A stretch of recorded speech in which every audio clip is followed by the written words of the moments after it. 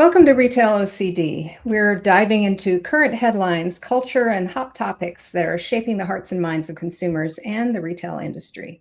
I'm Deanne Campbell, a store design, operations, and customer experience expert, and I'm enjoying a rare 70-degree February here in Atlanta, Georgia. How dare you? I know. I'm in the Northeast and it's freaking 33 and it's not even snowing. Right. I am Barney Thatcher, and I'm in a rainy, foggy New York City that is chilly and raw to the bone. Thank you very much. I help companies go to market when I'm not putting a sweatshirt on. Okay. My name is Joshua Rockoff. I call myself a wartime marketer and technologist. Love that. I'm a growth guy. My job is to get people growing and growing fast. I'm usually brought into businesses that are in distress, but I also work on companies that are B2B SaaS who are just simply looking to grow. I am a recovering entrepreneur. I've had 5 startups. I've sold. You're a recovering retailer? And every day I'm a recovering retailer and consumer guy, but I also do I'm an advisor, and we have the opportunity as such as a group to sort of pontificate on all the topics of the day. There's that 25-cent word again, Josh. Hey, well, hopefully help people avoid our mistakes, right? There's a good one. There's the 25 cents. There's the Olympic coin, pardon me. I will tell you that my kids are heading toward the SATs and they have to learn big words. Yeah. Well, I used blunderbuss the other day. Historical big words. Ooh. Yeah. Which is what's happened in the Olympics. We've had some blunderbusses there. Oh, yeah.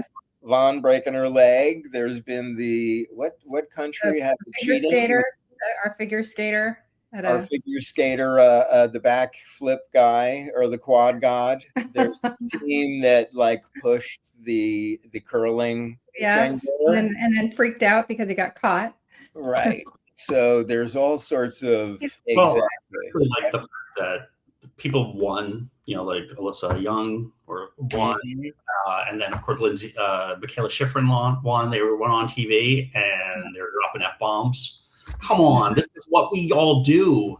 And hey, listen about it. I'm like, come on, this just won the Olympics. They won the Olympics. Right.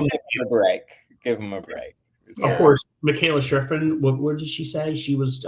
She's like, I'm going to celebrate by having an espresso martini. And then of course, people kept on bringing her espresso martinis, and of course, people were criticizing her for this. And I'm like, they're saying, pace yourself, right? Here, have another, but pace yourself. Pace yourself. I don't know. Well, what is our topic du jour, Josh? I think we have to talk about. So, while this podcast might actually be aired later than this, the topic at hand needs to be tariffs, right? And the reality is the Supreme Court just struck down the Trump administration's use of the tariff as essentially a weapon. And the reality is we all have stories. There are multiple companies, lots of lives. I mean, you can't, the fact is the use of tariffs as a bullying tool, right? Yes. I'm all for free trade. I'm all for opportunities for everyone. That I don't disagree with. But the fact is it's being used as a political tool, not an economic one.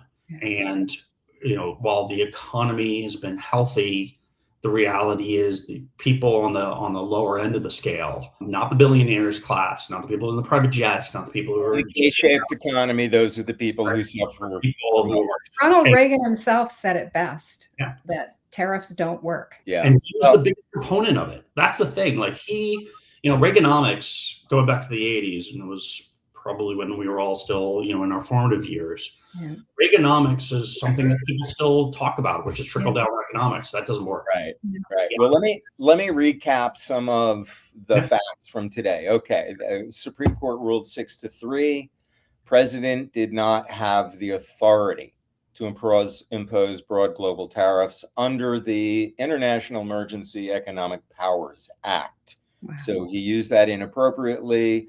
Tariff setting belongs to Congress, not the executive branch. And so that will continue to be an interesting fight as the current administration tries to leverage greater control among the three branches, and that's huge. 6-3. It's not even close. It's not even close. There's not, I mean, that speaks volumes. You're right. Yeah. Look, the reality is that this wasn't going to be divided. This is not party line divisions. This is, you've overstepped your bounds. Yeah. The massive thing, the massive concern is right off the bat, and I think a lot of people were concerned about it, but in the beginning, which is, first off, will people abide by this? Right? This is not a small thing. This has really damaged a lot of people, and it's not like, the government has said, oh, we're making all this money, so we're going to offset it with other things. Those offsets haven't occurred. The only thing it did was put a bunch of companies out of business or put a lot of people on the street. So the damage is done. Even if you get asked for rebates back for corporations and stuff, they may get it, but I'm not entirely sure that's going to trickle down. The reality is, will that jumpstart hiring? Will that jumpstart, it won't bring back the companies that have gone under. Right. That's a fact, right? That's just what it is. But the idea is, will it help stabilize the companies that are under the pressure? And that goes to the smaller retailers, and that goes to the manufacturing sector, which obviously the intent of some of these tariffs was to, in essence, fortify them. I think that's, in some cases, the reverse has occurred.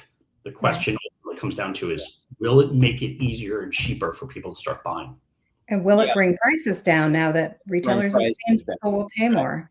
And I think that's, to me, always the question: what lags and what leads? And so, the manufacturer had to pay first, but really it was passed on to the consumer right away, and in some cases in advance of any bump they had in a tariff expense, in anticipation of it happening. And so, it's harder for it, unlike the stock market, perhaps it's easier for it to go up than it is to come down in pricing, and the length of time for that to reach back to the consumer level pocketbook on the bottom end of the K-shaped economy. My biggest question, they've ruled essentially this was illegal from the beginning. So what happens to all the money, all the tariffs that have already been paid? Do the people get a refund?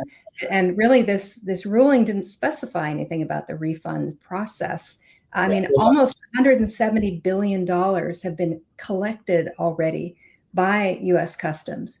Crocs, I know, has already launched a significant lawsuit to recoup. And that's what I was just going to say, is that the next party to win in this battle are the lawyers, who have to fight for that 33% of 170 billion back. And so, of course, the only people who can file for those refunds are the original shippers, and that ship is long since sailed, right? So, I mean, it's really going to be messy, and that in itself is going to take years. So this is going to be a huge. My take on it right off the bat is, other than lawyers getting wealthy off of the concept, I don't think people are going to get the money back. And I think the reality is, suing the U.S. government tends not to be the right strategy. Unless you're Donald Trump, unless you're members of Congress, and we'll leave those aside, right? Because I don't want to wade into the political. And I'm not making that political. That's institutional. That's without wading into that side of things. The reality is that suing basically any state government or any federal government tends to be, unless you're a country, right? Countries suing countries, that's not unusual, and I think that actually happens quite a bit. The reality is, though, I think this is one that's probably going to pay for a lot of attorneys and make their bonuses for this year. The reality, though, is it's really more from an economic standpoint. First off, will the government honor it? That's number one. Does it stop right now? Number two. And the other side of it is, it normally takes 3 to 4 months to see that inflationary pressure push down on pricing. We've already seen prices go up 2.4%. Yeah. Right. And beef prices have tripled or quadrupled. Silver, gold prices, commodity prices are doubling, tripling. I guess my big question, and this is the thing that obviously has ramifications downstream, in some cases helps me get opportunities, though, which is, will it open up the opportunity, the kimono for prices and for people to start shopping and prices to come down. So much money is being spent on discretionary spending, which is essentially, like food. The idea of buying cars, the idea of buying, goods or home improvement items or furnishings or other items that are not necessarily discretionary spending. That's a big part of this. Mm-hmm. I'm relaunching 4 retailers, which is really based off of, hey, I need share of wallet. If I'm not food, and so will I get that share of wallet back? Because I'm fighting uphill against the big boys already. And that's a big question mark in my mind as well. Well, and I can't help but wonder about supply chains. Other countries are now actively making deals with each other and leaving the U.S. out of the process. Are we in trouble now because nobody wants our exports? Are we going to have to work harder and pay more for imports now because deals have been done around us because these tariffs have hurt our relationships? I think that's a great question. And I think I wonder, in working with some of the lifestyle companies that come, get their product from China or from different countries and other manufacturers that have circumvented the tariffs or mitigated them on some level, is what is their cost or gain by returning to where they were before? And I'm dealing with that just on an internal versus an external services. And Josh probably understands this as well. Do you internalize something or do you offshore it? And the expense to make that change once again, even if it's back to the original partner. There's been some sunk cost, and that sunk cost just may continue to be a long-term added fixed cost. But there's been some bump. So short-term bump to Victoria's Secret. Who else? Dick's Sporting Goods, in the retail sector. Well, here's the other bigger question too. You have Dick's Sporting Goods, right? They are the main player out there. You have Fanatics, main player out there. Walmart's been blowing up. They're blowing up in a great way, right? But they have economies of scale that gives them the ability to move. Yeah, I almost wouldn't even classify them in any kind of sort of like a law of averages conversation. Right. But so you take those companies, right? Those big boys in the space, and then you bring in the smaller players, even somebody like Dillard's, right? Mm-hmm. And are they able to compete, right?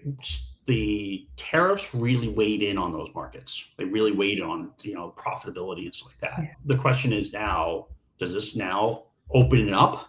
It's going to take months, right? I don't think this is going to make any difference in the next week or 2 weeks. Like, that is just a fact. The question is, heading into the summer season, we've got really multiple different pathways. We've got travel, obviously.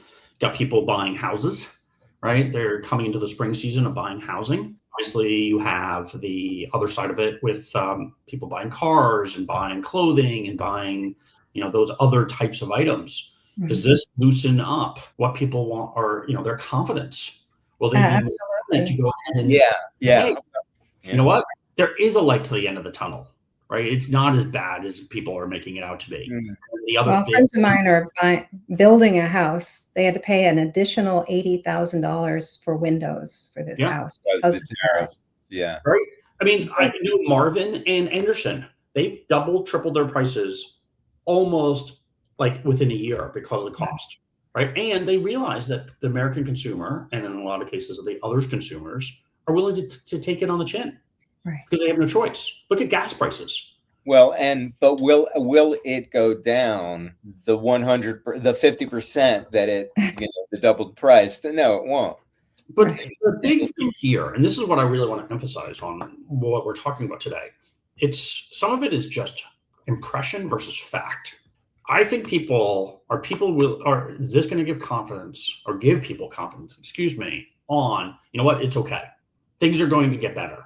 Things are going to there is a light at the end of the tunnel, and we can open up our wallets even to a degree. That is as much as an impact on the economy and the impact on our, our economic conscious as actually it happening. I think that's the key point, because, if we talk to different brands or retailers about the reality of what is it, is it the light at the end of the tunnel, Or is there just another tunnel after that the consumer is thinking about? Or are they, where do they truly buy into the positivity that is sustainable, that isn't shook by the next international economic Olympic-sized crisis? From the value retailer. Right now, Walmart is attracting higher-end customers more so than ever before.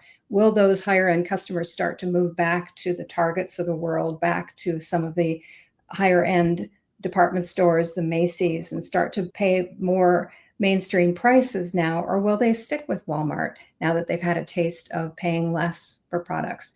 Is that going to stick once tariffs surpluses fall off? Yeah, another good question for retailers is, are they going to take that are in that level, are they going to take that quote saved money and reinvest it in the brick and mortar and digital experience so that it is elevated above that, differentiated from Walmart, and has the value to charge what they want to charge, need to charge? Private label has been doing a stellar business these days because people have been trading down. And are they going to stick with private label? Are they happy enough with those products that they don't need to trade back up to standard CPG brands? Once the CPG brands, if they can come down a little bit in price, this is the question. So what's it going to do to product loyalty? Yeah, and that's one thing I think Target did well, was having multiple house brands in different categories, and I wonder if they can continue to be successful with that. Look, once a consumer builds a habit, it's hard to get them to break that habit and build a new habit. So now that they have their habits with their white label ketchup, it's going to be hard for Heinz to convince them to go back to buying the regular Heinz ketchup. I actually think that's not a bad thing too, right? It's not. It's just the reality is also has put some pressure on companies. Like the price of chips should be, I think it's gone up pretty exponentially. I think the pressure there is that it gives people the ability to be a little bit more free flowing with their wallet, which I think we need, right? So my take on it is also, I think the private labels, probably that business should have been farther along than where it is anyway, right? Mm-hmm. Now the question is, are you going to see more private label? You saw it on Amazon. All right, if you ever go shopping on Wayfair, Amazon, Lowe's, Home Depot, it's the same product, just a different name. So Wamsuda, right? I love this one where Wamsuda was a Bed Bath & Beyond brand. It was really their private label. Is that how you pronounce it? I always wondered. Under, so did Wamsuda. Wamsuda's now back. It was bought by a private equity firm or incubator, and now they're back on the market. And so that, for me, is a massive opportunity, right? It is. That's where, from my standpoint, that's essentially where we're talking about here. It is. It just shows the continued collateral damage, though, that is going to be lasting from these tariffs, even though the tariffs, if the tariffs come off. Yeah, exactly. Yeah, it'll be interesting to see who we are speaking to next about this sort of impact and what we learn over the next week or whenever between this first little snippet about the tariff change and the next, if it doesn't change, what the conversation will be. But ultimately, I think this decision being handed down is sort of, I think we all actually kind of expected it, to be honest. But I also think it's sort of, okay, the economics, the factor is the United States is an economic machine as much as it's a political or military one. And the economic side of things is really how the world works today. It's a weapon. Right? The economics is a weapon. I think Donald Trump, for all his faults, recognizes this. Right? This is how he's operated over his career. Well, sanctions are a weapon, right? Right. Sanctions are a weapon, but sanctions can be avoided. Right? We've seen that with Russia. We've seen that with Venezuela and other types of economies around the world, where they can work around it. I mean, it does have its impact, and it is biting. And don't get me wrong, it's a very effective weapon. But economics is by far a massive weapon. The reality, though, is there are collateral damage. And it can't be just treated like, okay, it's not 5 people affected or 1,000 people affected. It's billions. Yeah. And at the end of the day, for the people what made America great was that it made America's been an equalizer from a wealth standpoint. You could be the lowly person, impoverished person growing up, and next thing you know, you can be a billionaire. Right? Yeah. That is possible for anyone. The American dream is totally there.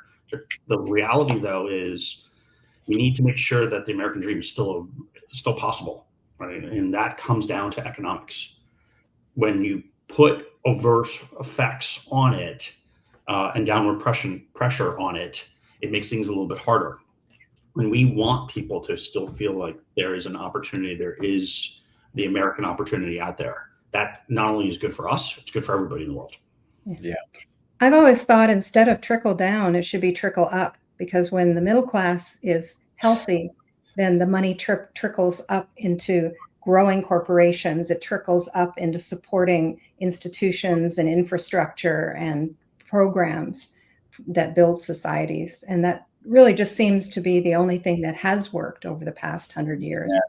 I'll call it sort of like that natural, I forget what it is, convective heating. Yeah. The heat, the money's going up, they're coming back down. They're going up, it's coming back down. Let's keep circulating it back to the people who need it and who have to spend it. And they will spend it because they have to spend it. Exactly. And to that end, okay, as we begin to wrap it up, I think are we beginning to wrap it up? Well, the reality is, I think this is one of those conversations we're going to have over the next couple of episodes, right? I think we have different perspectives. So bring in the people from the financial investment banking side, maybe private equity, to be able to have a conversation on this topic. Bring in people who are on the product side, vendors, right? Supply chain. Yeah, supply chain people. The supply chain. Then the people who are on I think we all have relationships that we want to bring into this, just like even the software companies, right? The people who are helping support the people to sell for the supply chain.